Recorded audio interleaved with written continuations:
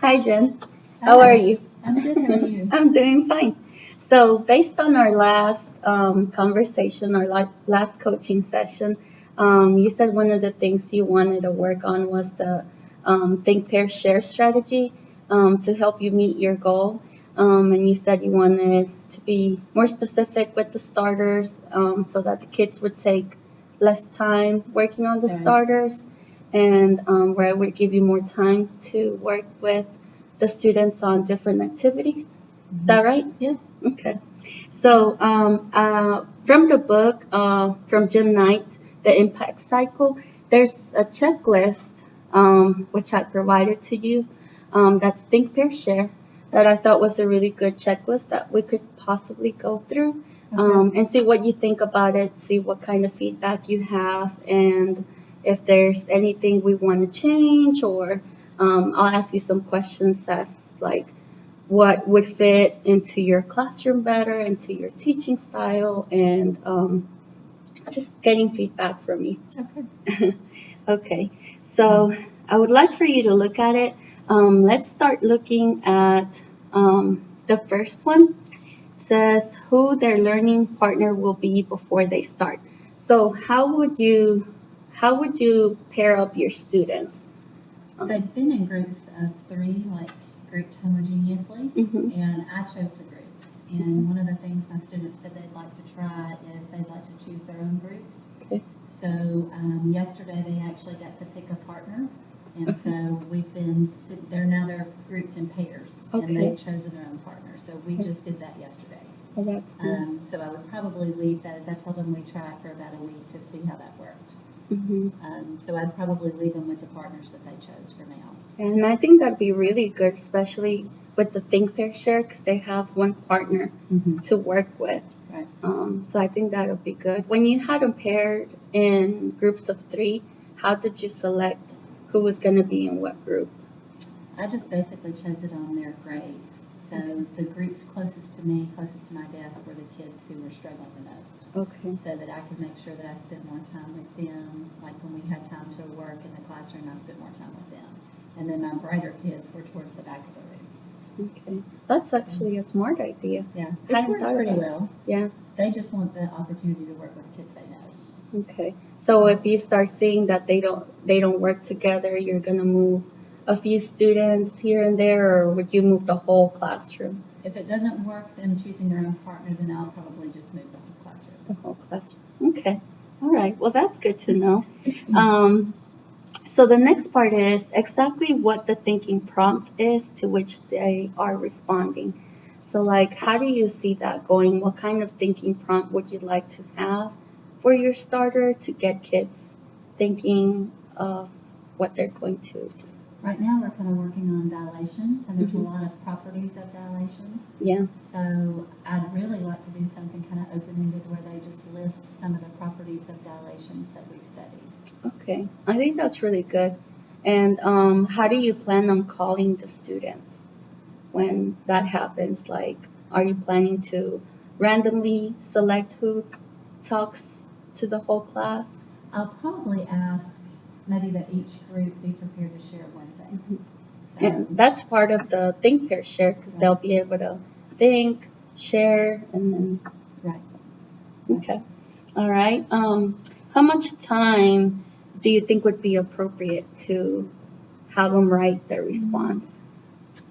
I think probably a minute and a half, maybe 2 minutes at the most, because there aren't that many properties of dilation, so I don't want to drag that part out.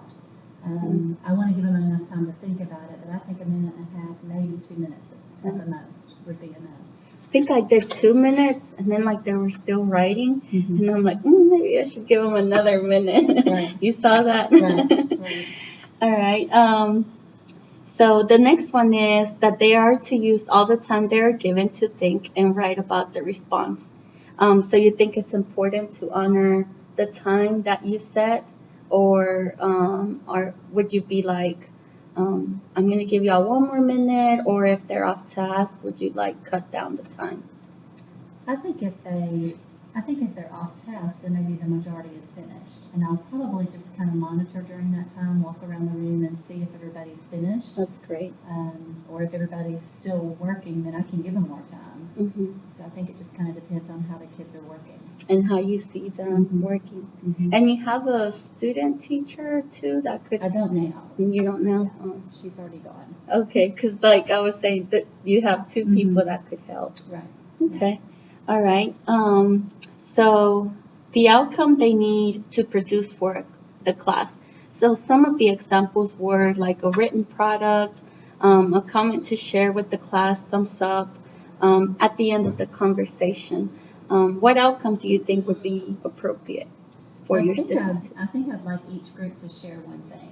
Mhm. And I've done in the past, I've done a Padlet before, so I might even have the kids, after they've shared with each other, maybe one person or one comment per group, maybe they could post it on Padlet. That's a great And that way idea. everybody could view it. Everybody would have something. Would you ask the students to put something that another group hasn't Right. added? Yeah. So I'd like for them to put something unique that hasn't been written before. Okay, that's great. And that's a great way to also implement technology at the same time. Right. Okay.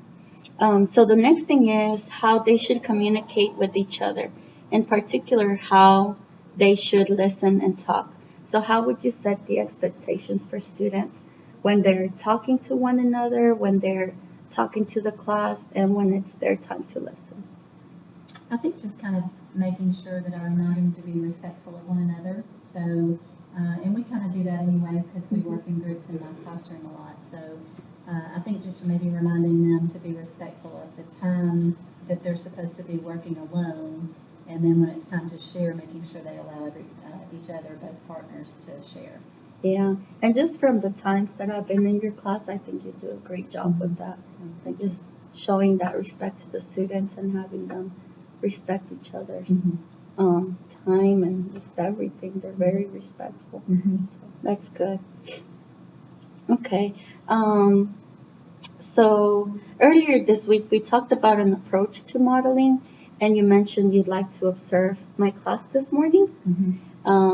So we talked about different options, like I told you I could video record myself, or that we could we could be in the class together, or we could co-teach, or that you could come in and observe my class. You said you would prefer to observe my class. Why do you think that was better? I just think you get a better feel for what's happening in the whole classroom. I wanted to observe you modeling the strategy, but I also like to watch what the kids are doing and how they approach the Think Pair Share. And how they respond to it, right? Right. Because I think it's always a little bit different when we think about like different grade levels, right? Like how are seniors going to respond versus sophomores, freshmen? Right. And it's nice to see if something works out for one. It may not work for others, but it may work for both, right? Right. So this is your warm-up.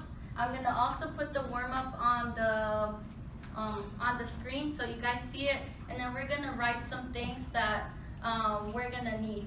So what I want you to do is want you to look at your paper, and I want you to write down everything you can tell me about the 2 triangles below. So right now you're just thinking, you're writing, you're not sharing anything, okay? Do you guys think 2 minutes are good? Yeah? All right.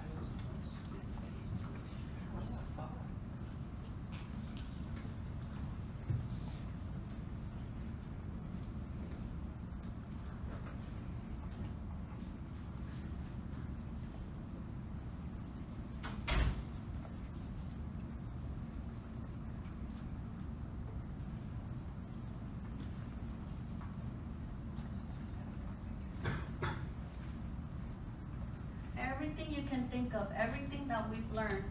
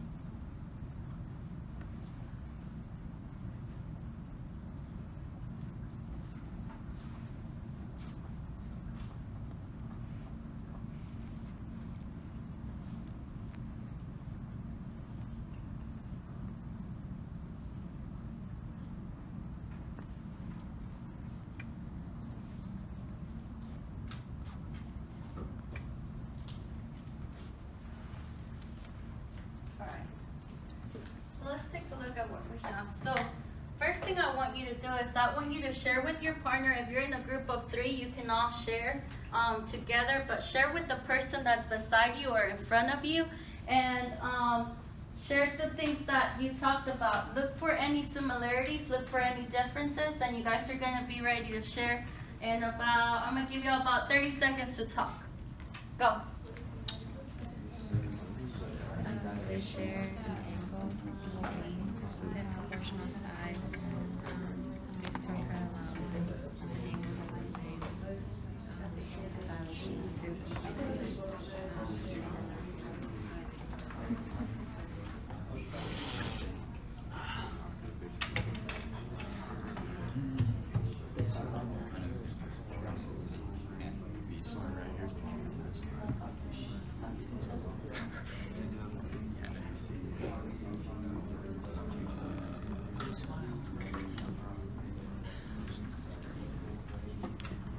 Sam's a traitor. I switched it up. Mm-hmm. And then they switched my whole schedule. Mm-hmm. And that was just how.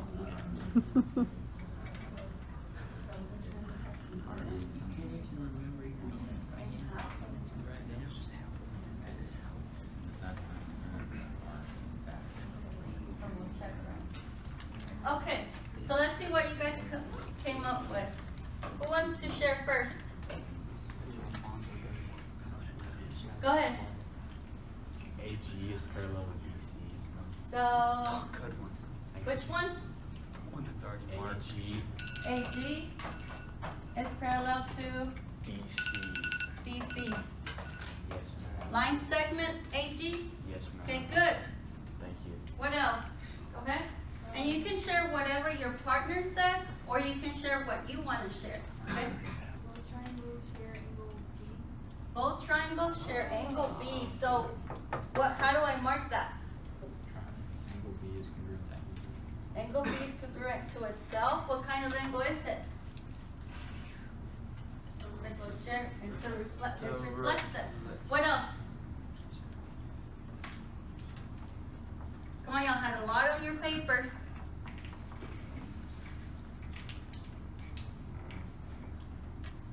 Parker.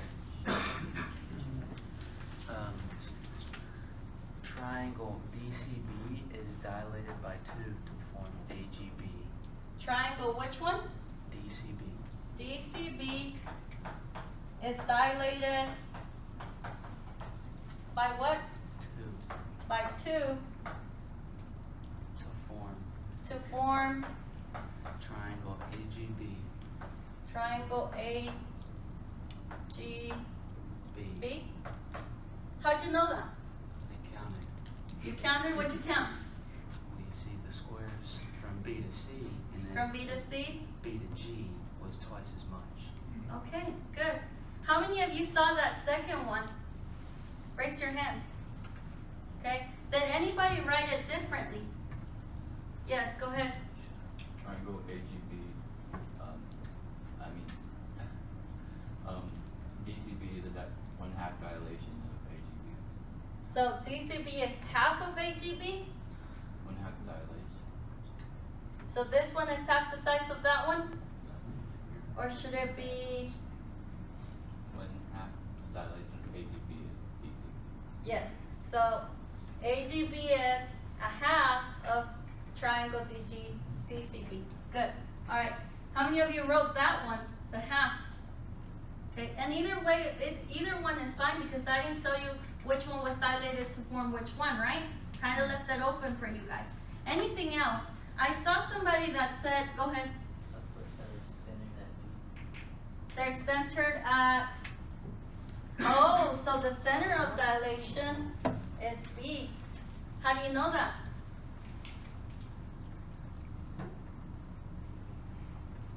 Somebody want to help them?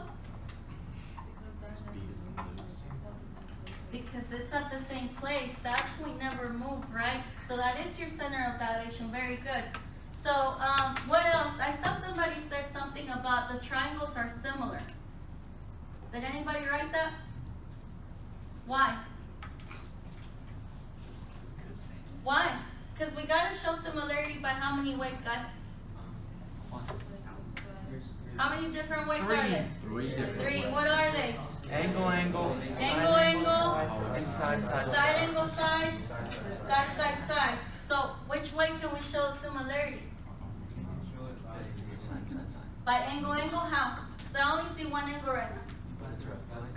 But G and C are both. Which ones are corresponding angles? Angle G corresponds, this one? Corresponds with which one? Angle C?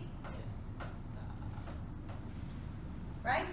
And I have to make two markings this time because they're different angles, right? They're two different angles. Good. Are there more corresponding angles?